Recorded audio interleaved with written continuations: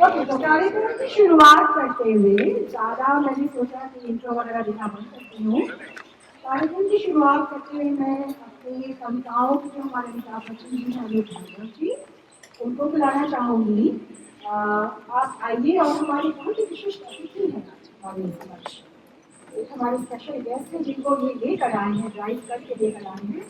आप उनका इंट्रोडक्शन करवा दीजिए अमित भागवत जी, और फिर उसके बाद हम मेन प्रोग्राम शुरू करेंगे। Then I give you the entire lineup, what we are going to show you. So Amit Bhagavat जी, धन्यवाद नंदिनी। बिना किसी भूमिका के हम सीधे सीधे आते हैं और हम सबका मैं कहूँगा सौभाग्य है कि आज हमारे बीच में डॉक्टर सुरेंद्र गंभीर जी मौजूद हैं। डॉक्टर सुरेंद्र जी गंभीर जी का परिचय करवाने की ज़रूरत तो मुझे नहीं होनी चाहिए, लेकिन मैं दो शब्द कहना चाहूँगा।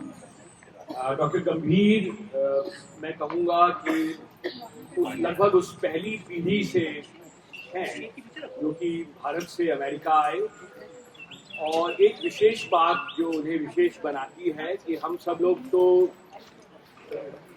किसी और कारण से यहाँ पर आए। हमें से कुछ डॉक्टर्स थे, कुछ इंजीनियर्स थे, कुछ लॉयर्स थे, कुछ फाइनेंस में थे, लेकिन डॉक्टर साहब जो हैं मैं कहूँगा कि डॉक्टर साहब और उनकी वाइफ विजय जी हिंदी की वजह से इस देश में आए, और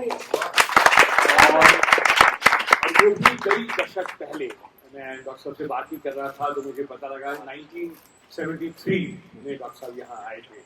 तो डॉक्टर साहब ने करीब 35 साल यूनिवर्सिटी ऑफ पेंसिल्वेनिया में हिंदी पढ़ाई। हिंदी लिंग्विस्टिक में आपका विशेष रहा। आपने बहुत सी किताबें लिखी हैं, बहुत से इनके लेख प्रेस्टीजियस मैगजीन्स में पब्लिश हुए हैं।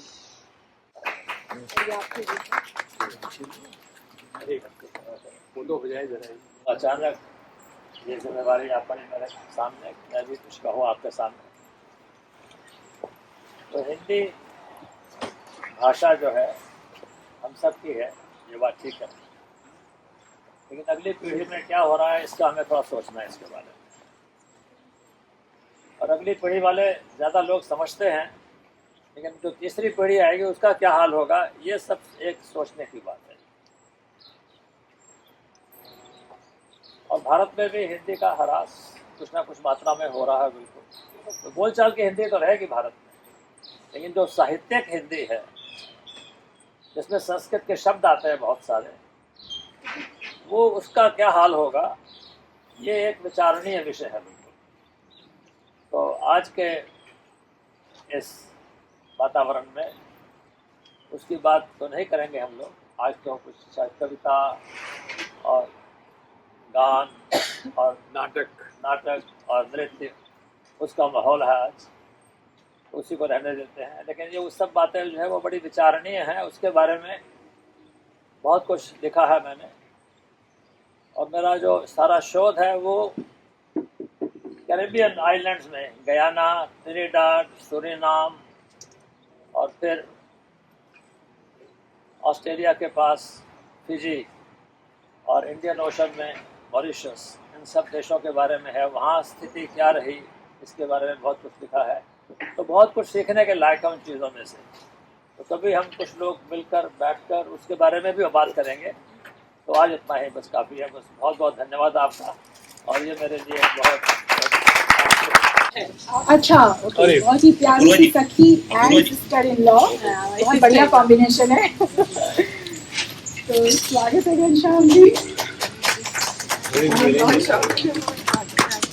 और इन लोगों के लिए तालियां बजाइए क्योंकि प्रीति की वजह से आपको पॉसिबल होता है। आप मुझे जितना भी क्रेडिट दे रहे, हमें सच्चाई पता है। प्रीति जी और उन्होंने भी बहुत मेहनत करी है। आज का प्रोग्राम वाकई नंदिनी जी और प्रीति की क्रेडिट है, क्योंकि मैं तो इंद्रदेव से डर गया था। तो इन लोगों ने कहा कि चाहे बाहर हो या आप हनुमान चालीसा अंदर कर चुके हैं, तो प्रोग्राम आज कर दिया गया। इसलिए लोगों के साथ नक्षत्र मिलाना is not a easy job. तो मैंने कहा मिल गया है 27 जून का, तो रहने देते हैं, देखा जाएगा। अगर इंद्रदेव डराएंगे तो देख लेंगे उनको। कविता क्या मैं फील करती हूँ, उस पर थोड़ा दो चार लाइनें। मेरी लिखी हुई नहीं है, इंटरनेट से चुराया है, बट मैंने कहा चलो दूसरों को भी थोड़ी सी श्रेय देना चाहिए, राइट? अपनी कविताएं पढ़ने का क्या मजा ऑल द टाइम। तो शब्दों का यह सागर जो है, इसमें मन का हर एक पहलू, भावों की बहती है धारा, मुक्ति का है ये एक टीका। कागज के सूने पन्नों पर उतर आते हैं सपने अक्सर, कागज के सूने पन्नों पर उतर आते हैं सपने अक्सर, तन्हाई में साथी बनती अल्फाजों की दुनिया से। अल्फाजों की सुंदर बस्ती को बताने की क्रम में पहले हमारे उद्घाटन मैं उनको बुलाऊंगी निशान जी को। निशान जी हमारी महिला काव्य मंच करके ग्रुप है हमारा न्यू जर्सी का। इस चैप्टर को मैं और अनिमा मिलकर लीड करते हैं। अनिमा जॉनी भी यहीं पे है, हम लोग कहते हैं अनिमा।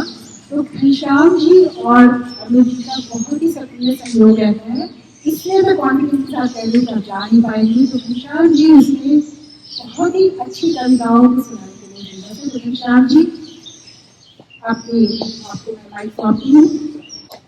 सबको नमस्कार और आभार व्यक्त करते हुए मैं एक 2 मिनट का समय लूँगा। सुरेंद्र गंभीर जी को मैं कई वर्षों से जानता हूँ और उनकी पत्नी विजय गंभीर, ये दोनों मेरे लिए गुरु समान हैं।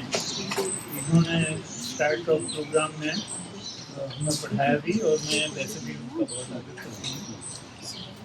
इसके अलावा मैं देख के हैरान हुआ कि यहाँ पर बहुत से लोग कि विभिन्न कारणों से मुझे पहले से मिले हुए हैं, जानता हूँ मैं उन्हें या वो मुझे जानते हैं।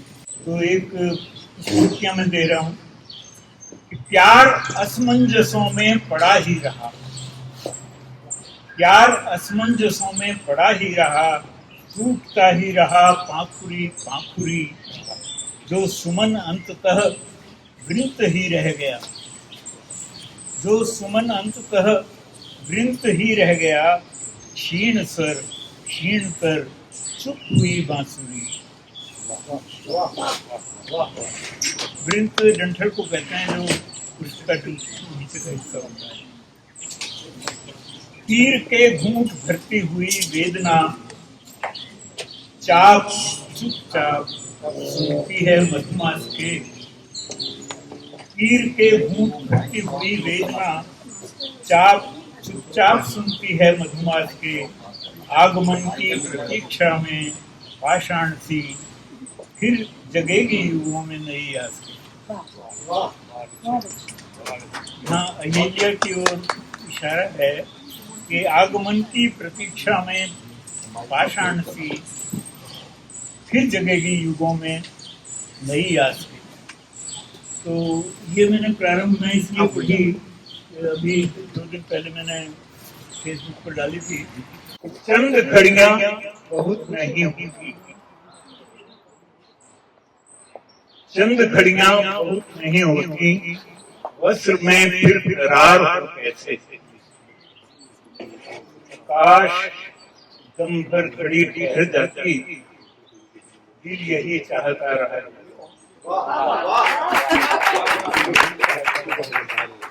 माइक स्पीकर थोड़ा आगे कर दो।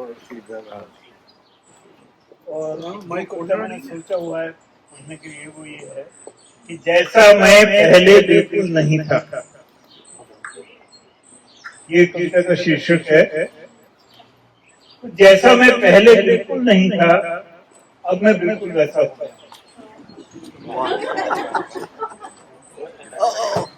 ऐसा कैसे हो गया और ऐसा कब हो गया, इसका मुझे कुछ अनुमान नहीं है और मैं सचमुच ही बदल गया हूँ, इसका भी कोई समुचित प्रमाण नहीं। ऐसा हमें सबको लगता है कि अरे पहले का जमाना कैसा था, अब तो कोई किसी को जानता ही नहीं है, सेल फोन आ गए हैं वगैरह, बहुत कुछ बदल गया या मैं बदल गया हूँ, ऐसा लगता है। जैसा मैं पहले बिल्कुल नहीं था, अब मैं बिल्कुल वैसा हो गया हूँ, ऐसा कैसे हो गया और ऐसा कब हो गया, इसका मुझे कुछ अनुमान नहीं है और मैं सचमुच ही बदल गया हूँ, इसका भी कोई समुचित प्रमाण नहीं है, बस ऐसा लगता सा है। कि मैं आखिर वही हो गया जो मैंने कभी ना होना चाहा था। मेरे अपने हाथों से, मेरे अपने खेत में, मेरे अपने हाथों से, मेरे अपने खेत में आखिर वही बीज बोया गया जो मैंने कभी ना बोना चाहा।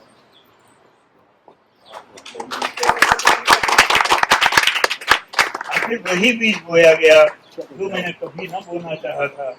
न मैंने कभी आवारा बादलों की मनोभार की, क्या हो गई यहाँ पे, न मैंने कभी आवारा बादलों की मनोभार की, न मैंने कहीं श्रृंखल नदियों के मुंह मोड़े कहा, न मेरे हाथों से कभी 2 बाल्टी जल ही कुएं से खींचा गया। फिर भी इसी तरह यह मेरा अनुर्वर सा खेत, फिर भी किसी तरह मेरा यह अनुर्वर सा खेत अपने गर्भ में परिवर्तन का बीज लिए किसी अदृश्य के कहने करने से सींचा गया और सींचा गया और सींचा गया।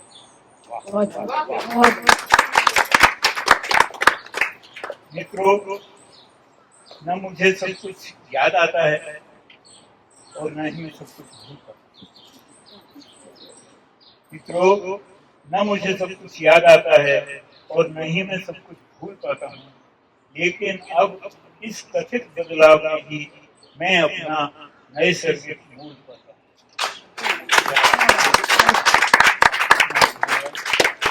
धन्यवाद। सभी को नमस्कार। तो जब समय की कमी हो तो यही सोचना पड़ता है कि क्या सुनाया जाए। पहले तो ये सोचा था कि कुछ नई कविताएं सुनाएं, लेकिन कुछ नए श्रोता दिखाई दे रहे हैं तो सोच रहे हैं कुछ पुरानी भी सुनाई जा सकती। मैं अपनी कुछ बेस्ट सेलर कविताओं से शुरू करता हूँ। आपने सुनी होगी, नहीं भी सुनाएंगे। तो पहले जो तत्सम शब्दों की बात हुई, जरा कठिन शब्दों की, तो मैंने भी थोड़ी कोशिश की थी 4 पंक्तियां लिखने की। तो सुनिए, जी जैसे बड़े बड़े शब्द तो नहीं है लेकिन अच्छी लगी है मुझे। एक पुस्तक है, मैंने कहा कि प्रीति की अनुभूति को तुम एक नया अनुवाद। देखिए, प्रीति की अनुभूति को जब अनुवाद की जरूरत पड़े तो मामला कुछ कॉम्प्लिकेटेड है। तो प्रीति की अनुभूति को तुम एक सरल अनुवाद दे दो, जो स्वयं से कर रही हो वो मुखर संवाद। प्रीति की अनुभूति को तुम एक सरल अनुवाद दे दो, जो स्वयं से कर रही हो वो मुखर संवाद दे दो। मन शिथिल सा हो गया है, चाह की सीमा नहीं है। मन शिथिल सा हो गया है, चाह की सीमा नहीं है। कैद के सपनों को मेरे एक नया उन्माद दे दो।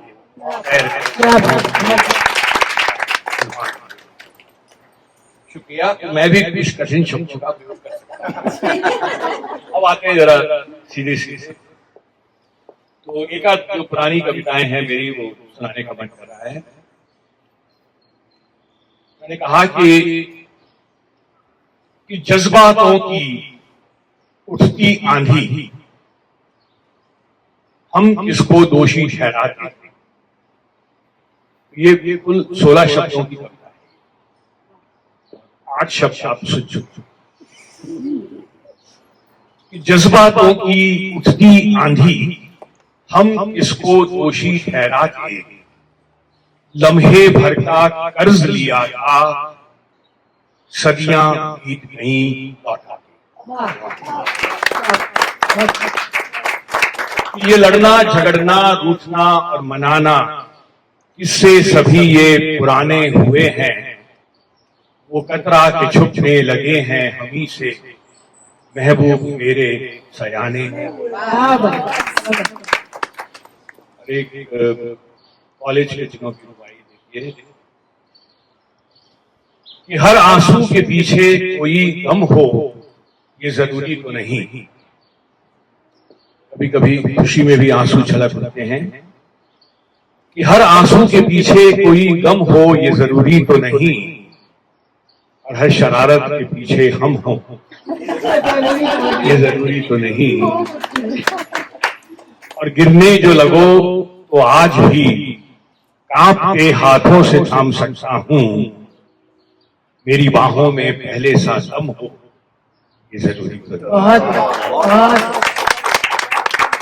इधर देखता हूं तो आप नजर आते हैं, उधर देखता हूं तो आप नजर आते हैं, और हमारी दीवानगी का हाल तो कुछ ऐसा है सनम, आईना भी जो देखूं। तो इसका एक मॉडर्न वर्जन भी सुन लीजिए। एक पंक्ति को मैंने पढ़ा है लेकिन नए संदर्भ में। इधर देखता हूं तो आप नजर आते हैं, उधर देखता हूं तो आप नजर आते हैं, हमारी दीवानगी का हाल तो कुछ ऐसा है सनम, सेल्फी भी अगर खींचूं।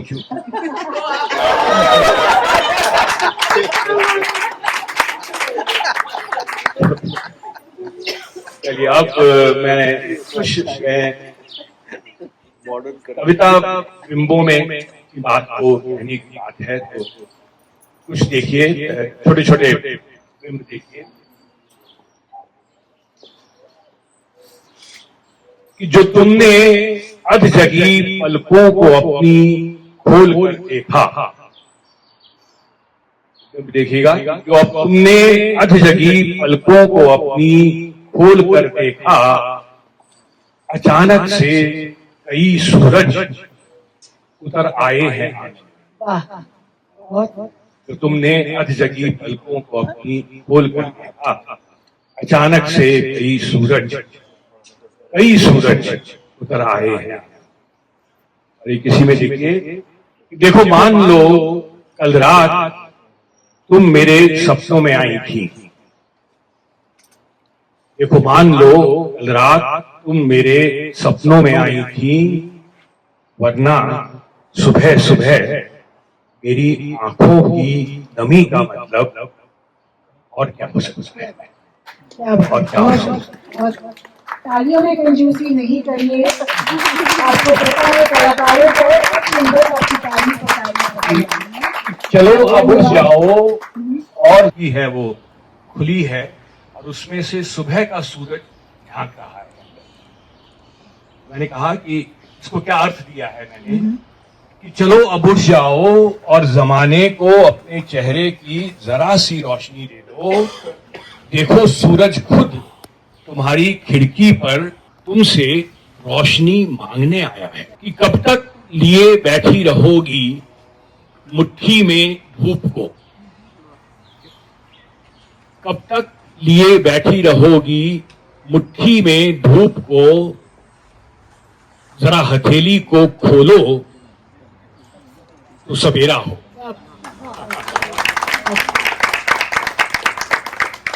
और इसी में एक मैंने कुछ और जोड़ने की कोशिश की कि दिन के उजाले में तेरी थाह नहीं पड़ती है। अब इसमें देखिए, मैंने अपनी बात को विलोम में कहने की कोशिश की है कि अक्सर कहा जाता है कि थाह नहीं पड़ती है अंधेरे में। मैंने कहा कि दिन के उजाले में तेरी थाह नहीं पड़ती है, बाहों में अगर आओ तो अंधेरा हो, बाहों में अगर आओ तो अंधेरा हो, मुट्ठी को अगर खोलो तो सवेरा।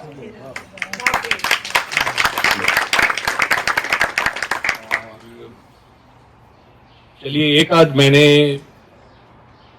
हाँ चलिए वो एक नई कविताएं कहूंगा मैं, एक दो पंक्तियों में मैंने बात कहने की कोशिश की है कि तुम्हें देखना और मूंगफली खाना एक जैसे लगते हैं।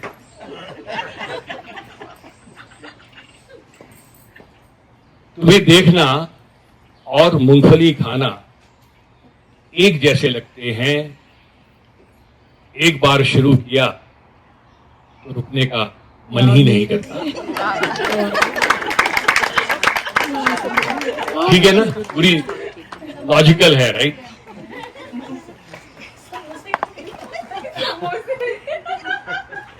जल्दी तुम्हारे नाम गोलगप्पे पे हम लिखेंगे। तो तुम्हें देखना और मूंगफली खाना एक जैसे लगते हैं। एक बार शुरू किया तो रुकने का मन ही नहीं करता। और फिर देखिए कि तुमसे प्यार करना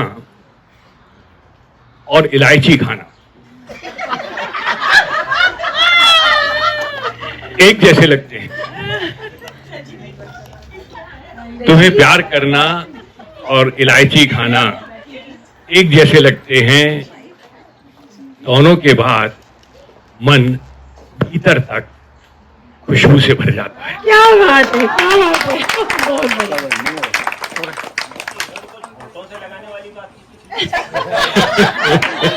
सेफ, he's playing safe। तो से क्या पिछली बार आपने दूसरा वर्जन सुनाया। नहीं, वो हाँ इलायची, वो एक वो है, वो आजकल वो हाँ कि कभी आना हमारे घर भी चाय पीने, कभी आएंगे तुम्हारे घर भी चाय पीने, कभी आएंगे तुम्हारे घर भी चाय पीने। सुना है तुम इलायची मुंह से तोड़कर डालती हो।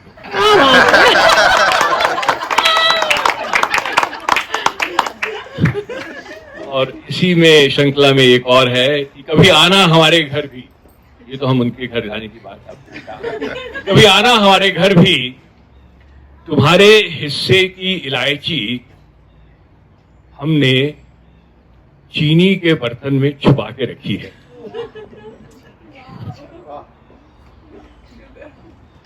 ये तो हुई इलायची की बात। आपके पास 1 मिनट और है। 1 मिनट और है। घनश्याम जी को मैं कुछ दो शेर सुनाता हूँ। बिल्कुल। 2 शेर के साथ इजाजत दूंगा। एक है कि ये बड़ा पॉपुलर हुआ था, मुझे भी अच्छा लगता है कि कल रात एक अनहोनी बात हो गई। कल रात एक अनहोनी बात हो गई, मैं तो जागता रहा, खुद रात सो गई। और एक आखिरी जो है वो, उसमें थोड़े से संदर्भ की जरूरत है कि ये हमारे जो शायर लोग होते हैं, ये चांद पे इन्होंने बहुत कुछ लिखा है कि चांद सी महबूबा हो, चौदहवीं का चांद हो। तो ये जब बात जब पहुंचती है तो चलिए बाकी शेर सुनिए कि आसमां में खलबली है, आसमां में खलबली है, सब यही पूछा किए।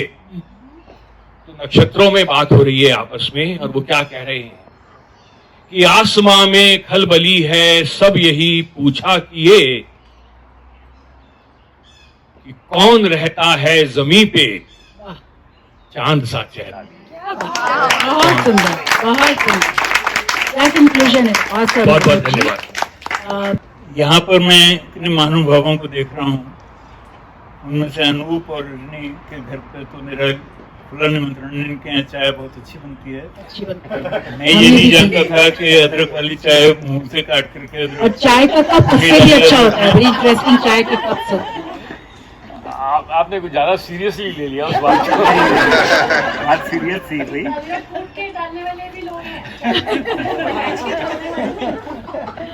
तो मैं एक हास्य रचना सुनाता हूँ आपको। अरे वाह, बहुत अच्छा। ऐसा ना बहुत लगे अच्छा। कि ये कविता करते हैं तो पता नहीं साहित्य के बहुत ज्यादा हो जाते हैं, या सक्षम शब्दों का प्रयोग करते तो हैं। मैं 1 सेकंड लूंगी। घनश्याम जी की कविताएं सुनते सुनते हमें 2.5 साल, कम से कम 2.5-3 साल हो गए।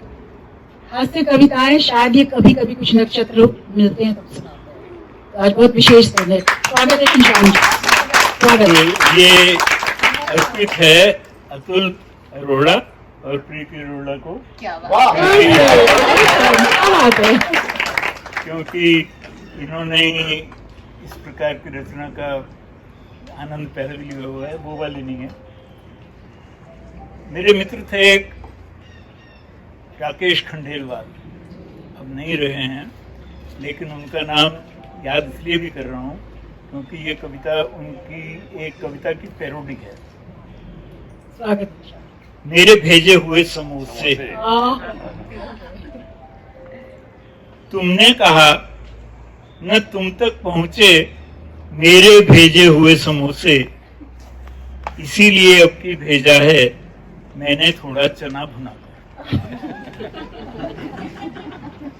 तुमने कहा न तुम तक पहुंचे मेरे भेजे हुए समोसे, इसीलिए अब की भेजा है थोड़ा चना, इसीलिए अब की भेजा है मैंने थोड़ा चना भुनाकर, और बीकानेरी सेब और बूंदी भी उसमें मिला दिए हैं, तला हुआ चिवड़ा डाला है, नींबू काला नमक मिला। कविता की रचती ये देखते रहिए, अभी मैंने बहुत बड़ा है। चखना पड़ रहा है। तो पिस्ते की बर्फी, पेड़ा, संदेश, मलाई, खुरचन, अब तक और बहुत सी मावे की जो बना चुका स्वादिष्ट मिठाई, सोचा था तुम तक पहुंचा दूं, द्वार तुम्हारे दस्तक देकर दस्तक, द्वार न खोले तुमने, वापिस मेरे ही घर पर सब आई। और मधुर संबंध बनेंगे, खा दूंगा जब लाल इमरती। अरे वाह, मेरी गुंजिया की बात नहीं आई अभी तक। बालूशाही का सेवन होगा सब रसगुल्ले निपटाकर। अरे वाह, तुमने कहा ना तुम तक पहुंचे मेरे भेजे हुए समोसे, इसीलिए भेजा है अब की भेजा है मैंने थोड़ा चना बनाकर। अब शिष्टाचार की बात है कि तुम नमकीन संभालो, मैं मिष्ठानों का उद्धार करूंगा। तुम नमकीन संभालो, मैं मिष्ठानों का उद्धार करूंगा। गोल गोल गप्पों में आलू चना भरो, बूंदी भी कर लो, मीठी चटनी, भुना हुआ जीरा और बीकानेरी भुजिया, गुलको और भरो चिटखारे, कुछ में जल जीरा ही भर लो। गुलगप्पों में भरा रहता है। मेरा काम चलेगा, ये तो नमकीनों की बात थी ना। मेरा काम चलेगा चमचम से, लड्डू गुलाब जामुन से, ठंडाई शरबत का होगा पान, पात्र को हिला हिला। वाह, मेरा काम चलेगा चमचम से, लड्डू गुलाब जामुन से, ठंडाई शरबत का होगा पान, पात्र को हिला हिला कर। तुमने कहा ना तुम तक पहुंचे मेरे भेजे हुए समोसे, इसीलिए अब की भेजा है मैंने थोड़ा चना। छोले और भटूरे भी कुछ बुरे नहीं हैं। बहुत भूख लग रही है। छोले और भटूरे भी कुछ बुरे नहीं लगते हैं मुझको, लेकिन रवा मसाला डोसा, इडली की कुछ और बात है। दीदी अगली बार ध्यान रखना। वो जो लेकिन रवा मसाला डोसा, इडली की कुछ और बात है। उपमा, वड़ा, पापड़म, पोंगल, सांभर चटनी के संग मिलते दक्षिण भारत की विशेषता, उसका भोजन दही भात है। इतना खाने पीने के उपरांत नींद तो आएगी ही। अरे वाह, इतना खाने पीने के उपरांत नींद तो आएगी ही, उसे भगा दो प्यारे मित्रों कॉफी के कप 4 पिलाकर। अरे वाह, फिल्टर का उसे भगा दो प्यारे मित्रों कॉफी के कप चाय पिलाकर, 4 पिलाकर। तुमने कहा ना तुम तक पहुंचे मेरे भेजे हुए समोसे, इसीलिए अब की भेजा है मैंने थोड़ा चना। क्या बात है, चाहे वो चने हो भुने हुए। इधर से कपड़ों को महकाना कोई बड़ी बात नहीं है। मजा तो तब है जब आपके किरदार से खुश हुआ है। तो रजनी भार्गव जी, अभी जो हमारे ये अनु भार्गव जी हैं, उनकी अर्धांगिनी, उनके अदर हाफ रजनी, ये भी बहुत कम गोष्ठियों में दिखती हैं। तो आई एम सो हैप्पी, आज भी नक्षत्र इनके भी मैच हुए हैं कि रजनी भी आई है। तो वेलकम रजनी। और ऐसे ही एक और हमारे साथ कलाकार मौजूद हैं, उनके लिए भी 2 लाइनें कहूंगी। जो लाइनें घनश्याम जी ने शायद लिखी हैं या राजीव खंडेलवाल जी ने किसी ने लिखी है, उनकी कही हुई है कि जो तुम नहीं हो तो बहुत खामोश है चमन, जो तुम नहीं हो तो बहुत खामोश चमन है, आ जाओ तो कुछ शोर हो कुछ कारोबार। क्रिस आपका बहुत बहुत स्वागत। क्रिस के लिए बोलूंगी कि ये जनरली इंग्लिश में पोइट्री करती हैं, हिंदी में भी मैंने सुना है इनका, लेकिन ये जनरली तरन्नुम में बोलती है। She is a singer, she like you know compose her songs in musical way. तो क्रिस और रजनी बहुत बहुत स्वागत। क्या सुनाएंगे आप लोग? अब आपके माइक ये रजनी जी वही है जो इलायची मुंह से तोड़ती है। हाँ, ये रजनी ने इतनी सारी इलायची और शरारती बातें ये अनूप जी लिखते रहते हैं, चाय बनाती है बैठ के करता है। मैं ये कहूँ कि ये वो नहीं है तो मैं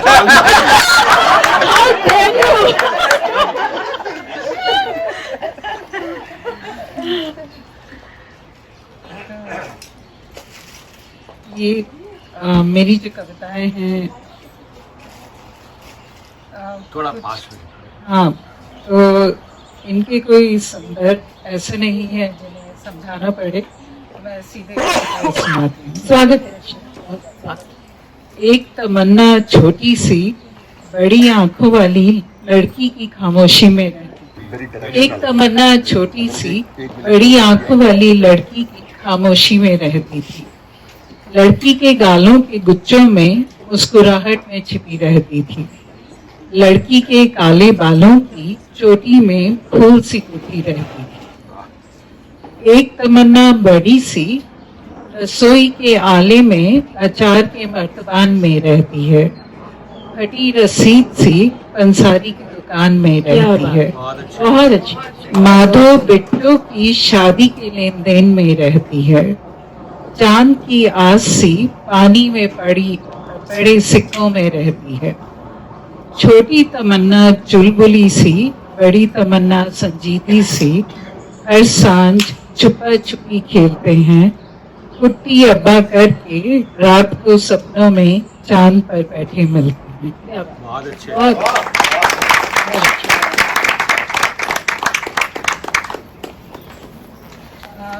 ये ऐसे ही कुछ शब्दों से जिनको मैंने लिखा है। तो कुनमुनी रातें अलाव सी की यादें कुलमुलाती हैं सखी की बातें। ठौर ठौर पिए चांदनी का दौना लिए मरती रात तारों के धागे लिए। फोरों पर कसती रानी कहानी रचती सूखी पीली पत्ती अंबर पर लिखती।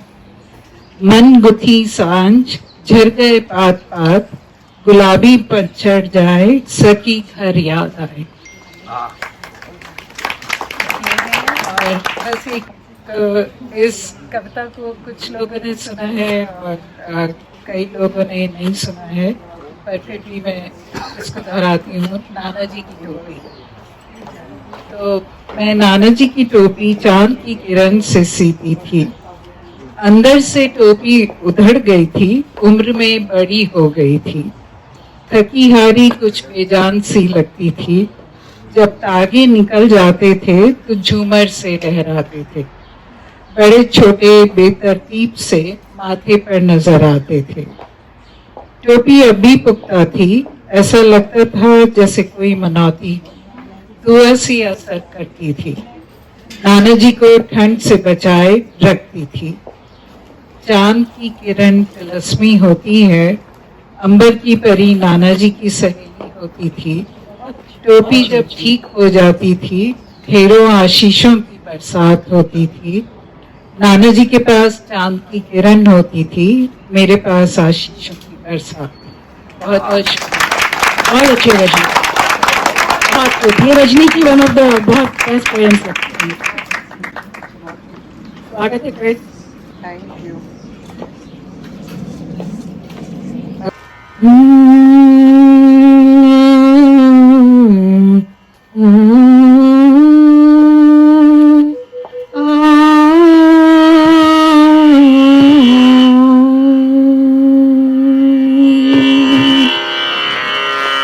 इश्क की झुनिया रे बज दिल में, तेरा नाम गाए दिल में, मस्ती की शराब पिए दिल में, तेरे ख्याल जाए दिल में, रूह पुकारे तेरा ही सहारा, सांसों में बस तेरा इशारा, दिल की ताल।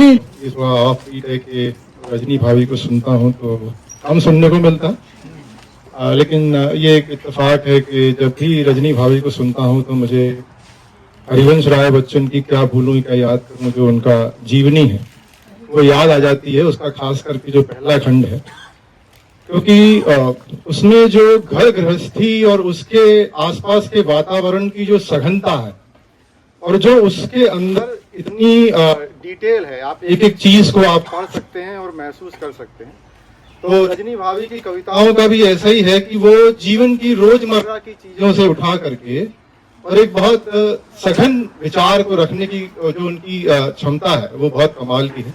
और दूसरा उनको देख के याद आती है राजेंद्र यादव और मनु भंडारी की जो आपका बंटी है, तो वो याद आता है। ये दोनों बहुत अपोजिट है, लेकिन उसमें मुझे लगता है कि राजेंद्र यादव की जो एक वैचारिक और जो पुरुषार्थ का जो उनका अपना एक स्थान था, उसके बीच में वो मन्नू भंडारी थोड़ी सी पीछे रह जाती हैं। लेकिन जब वो आपका बंटी लेकर आती है तो फिर सब कुछ हट जाता है, केवल आपका बंटी रह जाता है। तो ये उनकी एक कमाल की बात है। तो उसी तरह से जब भी रजनी भाभी को सुनता हूँ तो ये दो अलग अलग बिंब मेरे दिमाग में एकदम आ जाते हैं।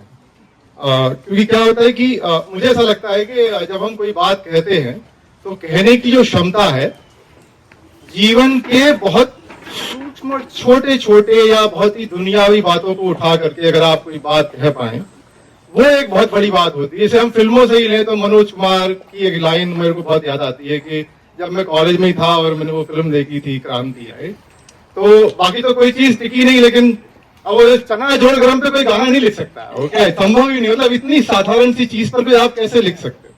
लेकिन वो गाना लिखता है और उसमें वो एक लाइन लिखता है कि मेरा चना खा गए गोरे। अब आप इतनी सी 5 शब्दों में सारी बात खत्म हो जाती है। उसने चने से एक बात कही थी कि मेरा चना खा गए गोरे, जो गिनती में थे थोड़े, फिर भी मारे हमको कोड़े। है ना, कितनी साधारण सी बात है। खैर, ये तो रजनी भाभी को सुनने के बाद अक्सर मेरे को आ जाता है। तो हमारी और भी हमारे बीच में रिलेटिवली न्यूअर पोएट हैं, रिलेटिवली, इसलिए कह रही थी कि अनूप जी और घनश्याम जी को सब जानते कि काफी दिनों से लिख रहे हैं, अच्छा लिख रहे हैं। तो उनको देखकर हम लोगों ने भी थोड़ा सा प्रयास किया लिखने का। तो मेरे बीच में 5 से 6 और पोएट्स हैं। तो अब आप लोगों का टर्न आने वाला है, तो मैं जिनका नाम बुलाऊंगी कृपया आप लोग आ जाइए यहाँ पे स्टेज पर और आगे क्या संभालिए। तो सबसे पहले मैं बुलाऊंगी दिव्या को, दिव्या श्रीवास्तव। दिव्या के बाद एक और हमारे बीच में, उनको मैं आज पहली बार सुनने जा रही हूँ, बट मुझे उनके बारे में मेरी फ्रेंड ने एटलीस्ट 4 साल पहले बताया था, वो बहुत अच्छा लिखती हैं। तो मैं बस अपने लिए एक्सपेक्टेशन ऐसा रख रही हूँ कि प्राची जो हमारे बीच आज मौजूद हैं और वो पेंसिल्वेनिया से ही हैं, उनका तालियों के साथ स्वागत कीजिए। प्राची और दिव्या, बहुत बहुत स्वागत, वेलकम आपका। थैंक यू प्रीति, कितनी मेहनत की तुमने ये सब। Thank you. तो अब आप दोनों को मैं प्राची उषाकालीन नभ में सूर्योदय के समय पूर्व दिशा में व्याप्त लालिमा को प्राची कहते हैं।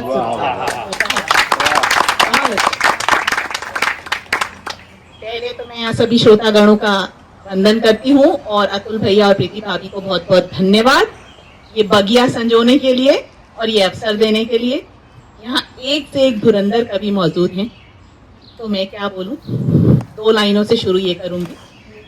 चिर सिंचित अभिलाषित ये मन कह रहा आज स्वागतम स्वागतम। हर्ष से प्रफुल्लित हृदय हमारा, मन मयूर नाचे मतवारा, मानो होरी पर रंग डाला और मांगे तुमसे यही सहारा, स्वीकार करो वक्तव्य हमारा। क्या बात। तो अब थोड़ा हल्का करते हुए मैं, जैसे मैंने आपको कहा कि मैं कोई बहुत बड़ी कवित्री तो नहीं हूँ, कुछ हल्का फुल्का लिखती हूँ। अब जो मैं 4 लाइनें आपको सुना रही हूँ वो बड़ी ज्ञानवर्धक हैं यहाँ बैठे हुए पति समुदाय के लिए। जरा गौर से सुनिएगा। पत्नी का जन्मदिन। एक बार एक मित्र महोदय घर पर हमारे आए। एक बार एक मित्र महोदय घर हमारे आए। बैठक में बैठे थे भैया एकदम मुंह लटकाए। श्रीमान ने पूछ लिया, बात भई क्या भाई? कुछ भी बोले नहीं, वो बैठे रहे यूं मुंह लटकाए। जरा देर में चाय का प्याला लेकर हम भी आए। हमने पूछा, कुछ तो बोले, मुंह काहे हो सुजाए? कुछ सोचे फिर बोले, बीबी का जन्म दिवस है आए। झटका लगा हमको। हमने सोचा 2 दशक हुए शादी को, बंदा अब तक शोक मनाए। 2 दशक भाई शादी को, बंदा अब तक शोक मनाए। यही सोचकर मन ही मन हम रहे मुस्काए। इतने में वो बोल उठे, बीवी का जन्म दिवस है आए, हमने गिफ्ट बहुत मंगवाए, उसको तनिक पसंद ना आए।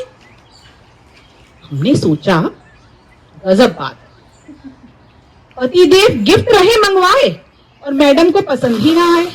गजब बात तो है भाई। हमने पूछा, ऐसा क्या मंगवाया, उसको तनिक पसंद ना आया? वो बोले, लिपस्टिक, पाउडर, मेकअप हमने ऑनलाइन मंगवाए, उसको एको पसंद ना आए। माथा ठोका हमने, बोला गलती कर दी भाई। लिपस्टिक, पाउडर, मेकअप कोई ऑनलाइन मंगवाए? अरे ब्रांड देखकर शेड मिलाकर तभी खरीदा जाए। तुमने ऑनलाइन मंगवाए, ऐਵੇਂ ही मंगवाए। वो बोले, अब तो गलती कर दी, कुछ और देव बताए। कुछ सोच करके उनको उपाय ये दिया सुझाए। यहां से जब निकले तो गाड़ी को मॉल में ले घुमाए।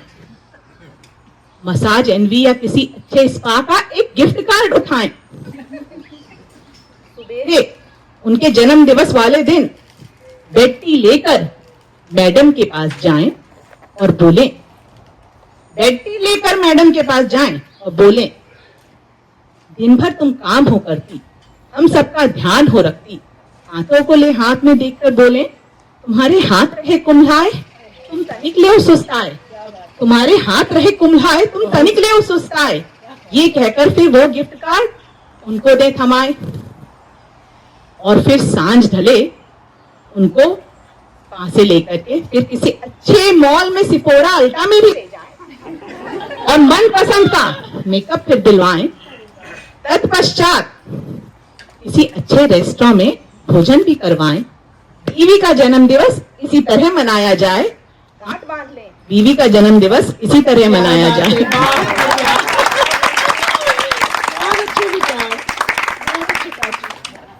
हाँ, तो मैं दिव्या हूँ, मैं पेशे से दंत चिकित्सक हूँ और मैं थोड़ा बहुत लिखती हूँ। तो आज हिंदी के बारे में बात हुई है, तो मैं पहले तो एक माँ के ऊपर लिखी पोइट्री सुनाऊंगी। मेरी पोएम का शीर्षक है आवाज की कंपन में।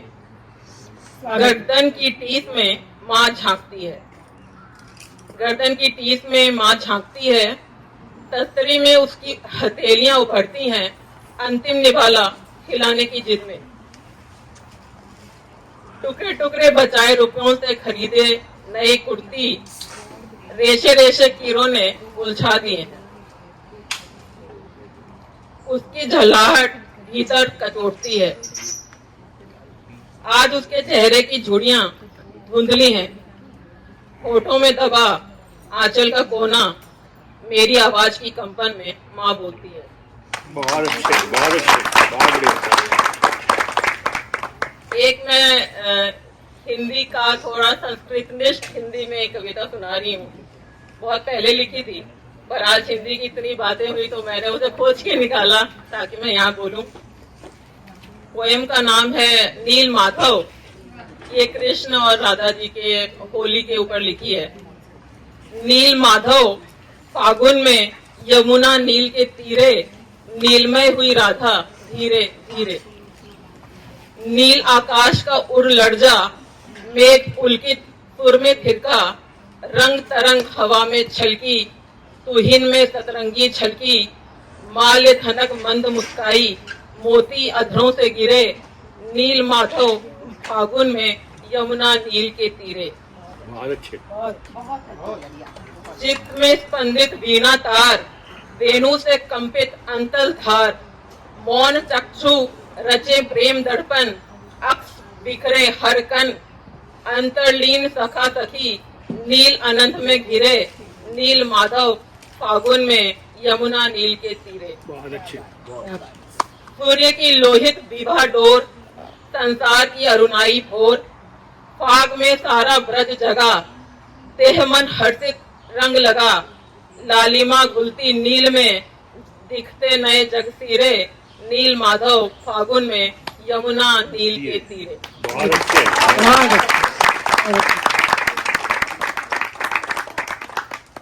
पोएम का नाम है स्नो ड्रॉप। तो ये प्रेम कविता है। अरे बिल्कुल बिल्कुल, बहुत स्वागत है। तो इसमें कुछ लीजे भी है और कुछ बनाया हुआ भी अगर है। आप पब्लिक करना चाहे तो हमें क्या प्रॉब्लम है? ऐसा कुछ नहीं है, लेकिन ठीक है। हिम में लिपटे पहाड़ ने देखा, हिम में लिपटे पहाड़ ने देखा, तुमने दिया मुझे एक स्नो ड्रॉप और कहा इसकी जड़ें बर्फ की गहराई में फैलती हैं। बरसों बाद मैं खिलखिला उठी, बरसों बाद मैं खिलखिला उठी, बर्फ का गोला तुम्हारी ओर उछाला, बर्फ का गोला तुम्हारी ओर उछाला, बर्फीले जूतों से फिसलते तुम नजदीक आए, बर्फीले जूतों से फिसलते तुम नजदीक आए, तुम्हारे चेहरे की पिघलती बर्फ को मैंने अपने गालों से छुआ था। वाह वाह।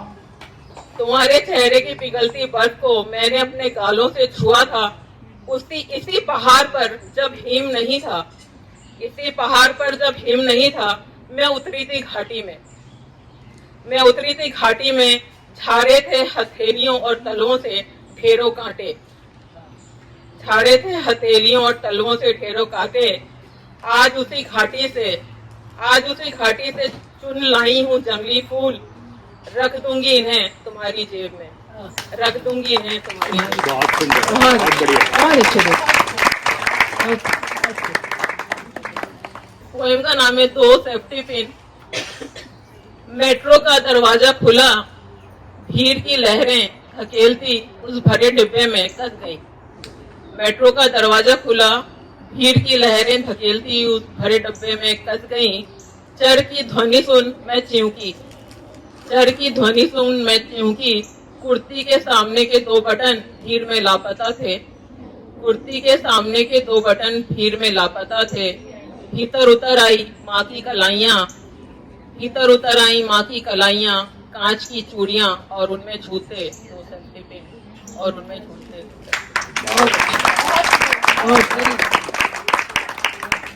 बहुत अच्छे तो क्या प्राची। मलाल है मगर इतना मलाल थोड़ी है, ये आंख रोने की शिद्दत से लाल थोड़ी है। क्या बात है। मलाल है मगर इतना मलाल थोड़ी है, ये आंख रोने की शिद्दत से लाल थोड़ी है। मजा तो तब है कि हम हार कर भी हंसते रहे, मजा तो तब है कि जब हम हार कर भी हंसते रहें, हमेशा जीत ही जाना कमा थोड़ी। और ये लाइनें एक है हमारी फिल्म, उनको काफी कुछ कह सकते हैं कि इम्प्लीमेंट होती हैं। प्रियंका सिन्हा, वेलकम। प्रियंका आ जाइए। हर धड़कते पत्थर को लोग दिल समझते हैं, ये फेमस लाइन है, आपको पता होगी। हर धड़कते पत्थर को लोग दिल समझते हैं, उम्रें बीत जाती हैं दिल को दिल बनाने में। उम्रें बीत जाती हैं दिल को दिल बनाने में। विजय श्री राव, आपका बहुत बहुत स्वागत है। तो विजय भी, उनका नाम विजय श्री राव, राइट विजय? तो विजय भी हमारे साथ पहली बार जुड़ी है हमारी पोइट्री ग्रुप से। ये पिछले कुछ महीनों से हमारे पोइट्री ग्रुप है, जैसा मैंने बताया न्यू जर्सी में, तो वहाँ पे उन्होंने अपनी कविताएं सुनाई हैं। तो आप दोनों का हार्दिक स्वागत।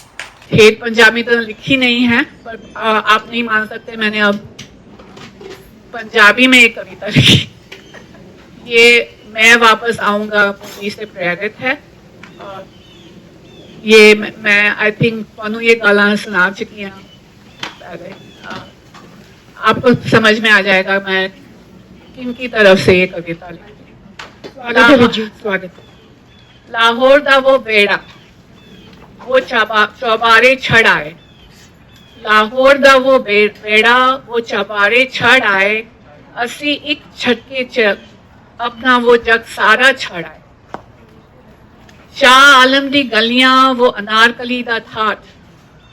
शाह आलम दी गलियां वो अनारकली दा थाट। किन्ने चावा नाल बनाई सी वो महल नुमा कोठी दी लाट। दिल्ली आके मेवे दी हट दुकान सजा ले अस्सी। दिल्ली आके मेवे दी हट दुकान सजा ले अस्सी। किस्मत की हर उलझी हुई डोरी सुलझाए ले अस्सी। किस्मत की हर उलझी हुई डोरी सुलझाए ले अस्सी। काजू बादाम पिस्ते की महक नाल गूंज उठा बाजार। बाजार बोलेंगे पंजाबी में बार बार। लोकी कहने ने बाबूजी तुम्हारा बड़ा है कारोबार। पर कदों जाने कोई इस हंसदे मुखड़े दा राज। पर कदों जाने कोई इस हंसदे मुखड़े दा राज। किन्ना कल्ला इस भीड़ चाहे दिल आज। कल्ला अकेला जद रात ढलदी है ते सन्नाटा छा जाता है। एक लोहे दा भारी छल्ला मैनू हथ या याद आता है। ओहो जंग खाई लोहे दी चाबियां दा गुच्छा है। जिसते अगे दुनिया हर सरमाया तुझ है। ये चाबियां मेरे लाहौर वाले उस मकान दी ने। ये चाबियां मेरे लाहौर वाले उस मकान दी ने। मेरे वजूद मेरी इज्जत मेरी उस जान दी। मेरे वजूद मेरी इज्जत मेरी उस जान दी ने। मैं जिना भी कमाया एथे पाई बड़ी शान। मैं जिना कमाया एथे पाई बड़ी शान। पर वो घर ना भूल सकिया जो सी मेरी जान। वो घर ना भूल सकिया जो वो सी मेरी जान। हथ चल लेके ये छल्ला मेरी अखियां रो पैंदी ने। हथ चले के ये छल्ला मेरी अखियां रो पैंदी ने। किथे रह गए वो दिन। किथे रह गए वो दिन। ये चाबियां चुपचाप कहंदी ने। वो कोठी तो इत्थे भी है। कोठियां तो इत्थे भी है। पर वो लाहौर की खुशबी कथों लावा। कोठियां तो इत्थे भी है। पर वो लाहौर की खुशबू कथों लावा। कागजी कामयाबी ते 10 मन तू किवें बदलावा। ये लोहे दा छल्ला नहीं मेरी रूह दा परछाई है। जेड़ी लाहौर दी चौखट पे ही हमेशा लाई छड़ आई है। जेड़ी लाहौर दी चौखट पे ही हमेशा लई छड़ आई है। एक दिन वो निक्की जी ने मैनू देख लिया। मैनू देख लिया चाबियां तू चूमदे रोंदे हुए भेरा भेज लगा। उस मासूम ने पूछा सी, दादू ये रोना कैसा है, ये रोना कैसा है? मैं क्या पुत्र, ये लोहे का छल्ला नहीं, सारा लाहौर कैसा है। वाह वाह सॉरी मैं भाविक हो रही। आज कई देहाके मतलब दर्शक, आज कहीं देहाके बीत गए, ਇੱਥੇ ਵੀ ਮੈਨੂੰ 35 साल हो गए। आज कहीं देहाके बीत गए पर वो गल नहीं भूली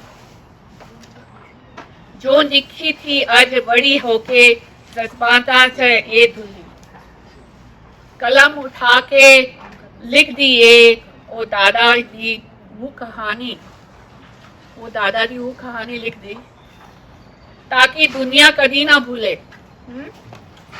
भूले वो बंटवारे दा पानी, कभी ना भूले ताकि दुनिया, we are doing historical assimilation of data points here, historic data points, ताकि दुनिया कभी ना भूले वो बंटवारे दा पानी। मका तो उत्थे ही रह गया पर यादें जिंदा ने, मका तो उत्थे ही रह गया पर यादें जिंदा ने। ये चाबियां अज भी साड़ी रूह दा परिंदा ने, ये चाबियां अज भी साड़ी रूह दा परिंदा ने। पुश्तों तक गूंजेगी ये गल, पुश्तों तक गूंजेगी ये गल, सबनों ये दसांगे लाहौर साड़ा सी ते असी हमेशा लाहौर दे ही रहांगे, असी लाहौर दे ही। बहुत अच्छे। बहुत सुनने के लिए। प्रकृति और मन के बारे में लिखा हुआ है, ठीक है। ये जो रिमझिम सी बूंदें हैं मन में एक हलचल जगाती है, बीते हुए कुछ लम्हों की धुंधली सी यादें दिलाती है। कितना भी समेट लो खुद को इस मशरूफ जिंदगी में, मिट्टी की ये सौंधी खुशबू हर बार मिट्टी से जोड़ जाती है। अच्छा है। कोई बात। लेकिन एक और है हमारे बीच में जो हमारे विशिष्ट अतिथि हैं, इनको मैं आमंत्रित करना चाहूंगी अगर ये 2-4 लाइनें कहना चाहें। सुरेंद्र जी, बहुत बहुत स्वागत आपका। एक कविता है बुढ़ापे के पहले की और एक कविता है बुढ़ापे के बाद की। दोनों का स्वागत है। तो दोनों दो चार लाइनें याद है, दोनों की सुना देता हूँ। तो पहले बुढ़ापे के पहले की है। आज जज्बातों की बात हुई थी तो उसको कुछ और शब्दों में, अलग अलग शब्दों में कहा है जज्बातों को कि आती है बाढ़ जीवन में एक बार, आती है बाढ़ जीवन में एक बार और बहा ले जाती है अपने साथ न जाने कितने ग्राम, खेत खलिहान उपवन उद्यान और उनमें खिली न जाने कौन कौन सी कलिका।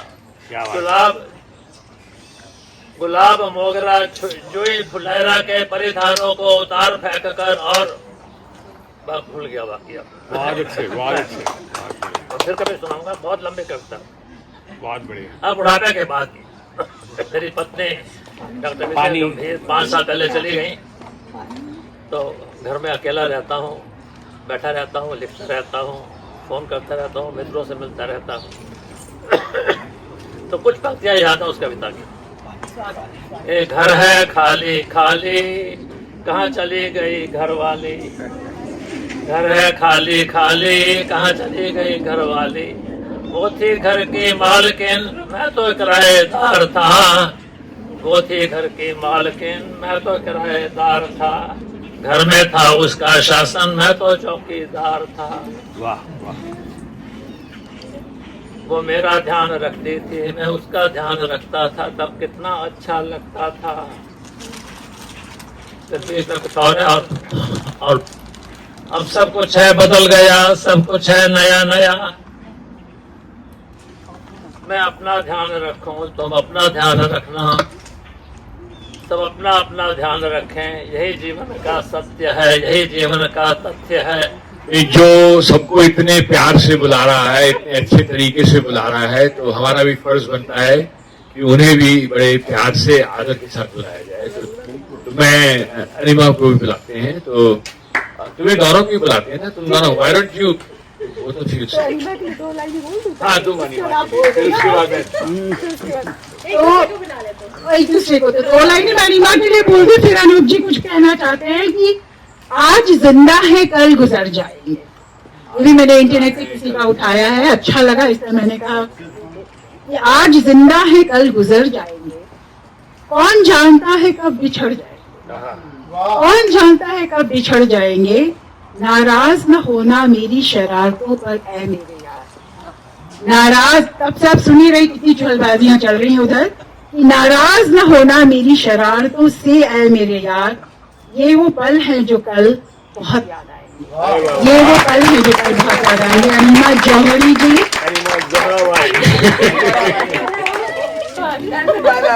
इधर देख तो चलिए, अनिमा का तो स्वागत हो गया। अब नंदिनी के लिए भी कुछ बोला जाए तो मुझे 4 पंक्तियां याद आ रही हैं कि किसी को गीत देता हूं, किसी को साज देता हूं, किसी को गीत देता हूं, किसी को साज देता हूं, अगर दिल आ गया जिसमें उसे कुछ राज देता हूं। नहीं जब पास रहता है मेरे कुछ भी लुटाने को, नहीं जब पास रहता है मेरे कुछ भी लुटाने को, किसी सोई हुई आवाज को आवाज देता हूं, सोई हुई आवाज। थैंक यू, क्या बात है। अनिमा जी, आपको आदेश है, आप पहले जाएंगे। महिला काव्य मंच के बारे में नंदिनी जी बता चुकी हैं। ये हमारी प्रेसिडेंट साहिबा हैं न्यू जर्सी साउथ की, और मैं इनके साथ काम करने की गुस्ताखी करती हूँ। मैं वाइस प्रेसिडेंट हूँ इनके साथ, तो ये जो बताती जाती है मैं करती जाती हूँ। तो थोड़ी सी वफा, थोड़ा सा गुनाह किए जा रहे हैं, बस यूं ही जिंदगी निबाह किए जा रहे हैं। थोड़ी सी गुनाह और थोड़ा सा गुनाह, थोड़ी सी वफा और थोड़ा सा गुनाह किए जा रहे हैं, बस यूं ही जिंदगी निबाह किए जा रहे हैं। थोड़ा तुम पे मरते हैं, थोड़ा तुम पे मरते हैं, थोड़ा जीते हैं देख तुम्हें, थोड़ा तुम पे मरते हैं, थोड़ा जीते हैं देख तुम्हें, बस ये अजीबो गरीब काम रोज किए जा रहे हैं, बस ये अजीबो गरीब काम रोज किए जा रहे हैं। थोड़ी सी वफा, थोड़ा सा गुनाह किए जा रहे हैं, बस यूं जिंदगी। और जोर से गा के कुछ और, ये तो आप ऐसे सुनिए, गाएंगे भी, हम गाएंगे, बाद में गाएंगे। कभी याद करो हमें, कभी याद करो हमें, तुम भी तो कभी तो कसमसाओ, कभी याद करो हमें, तुम भी कभी तो कसमसाओ, बस यही तवक्को दिन रात किए जा रहे हैं। थोड़ी सी वफा, थोड़ा सा गुनाह किए जा रहे हैं, बस यूं ही जिंदगी निबाह किए जा रहे हैं। तो कुछ और छोटी छोटी कुछ लाइनें हैं जो मैंने लिखी हैं, मैं छोटी छोटी सुनाती हूँ। कौन है ये कमबख्त, कौन है ये कमबख्त जो मुझे आजमाए जा रहा है, कौन है ये कमबख्त जो मुझे आजमाए जा रहा है, बिजलियां दिल पे गिराए जा रहा है। कह दो उसको बाज आ जाए, कह दो उसको बाज आ जाए, खाम खा बेवजह दिल धड़काए जा रहा है। कौन है ये कमबख्त जो मुझे आजमाए जा रहा है और बिजलियां दिल पे गिराए जा रहा है। और पहली मोहब्बत के बारे में तो बहुत लोग कहते हैं, तो पहली मोहब्बत मशहूर है, पहली मोहब्बत मशहूर है बहुत, मुझे तो आखिरी मोहब्बत से प्यार है। पहली मोहब्बत मशहूर है बहुत, मुझे तो आखिरी मोहब्बत से प्यार है। मेरे बाद जो कभी किसी और का ना हो पाए, मेरे बाद जो कभी किसी और का ना हो पाए, बस उसी एक शख्स का मुझे इंतजार है।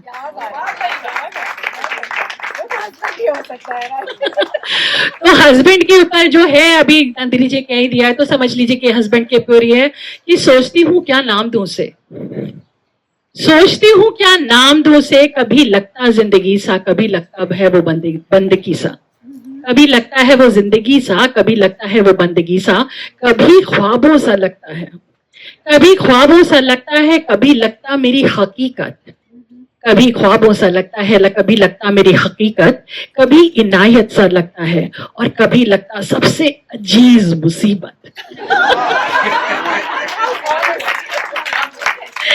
क्या नाम दूं से, मोहब्बत या जिंदगी, सोचती हूँ हर रोज।